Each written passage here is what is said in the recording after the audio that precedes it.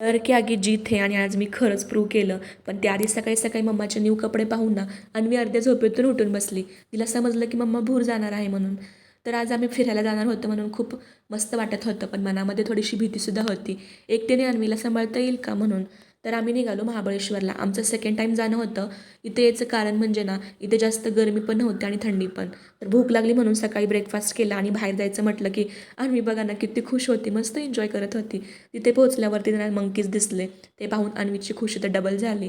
मग लंच केलं, थोडी मस्ती केली आणि पाचगणीला स्टे केलं होतं. तिथून टेबल पॉईंट फक्त 2 किलोमीटर होता. तर संध्याकाळी फ्रेश होऊन आम्ही मॅप्रो गार्डनला गेलो, पण त्याआधी फनटाऊनला गेलो. तर बेबीला घेऊन अलाव नव्हतं, तर अक्षयने गोकार्ट राईड केली आणि मी पण फर्स्ट टाईम हे ट्राय केलं होतं. सुरुवातीला हे बोलले घाबरशील पडशील. मी म्हटले ट्राय तर करून बघते, डर के आगे जीत है. आणि खरंच खूप मज्जा आली. तर असा होता आमचा आजचा स्पेशल डे. फॉलो करायला विसरू नका. बाय.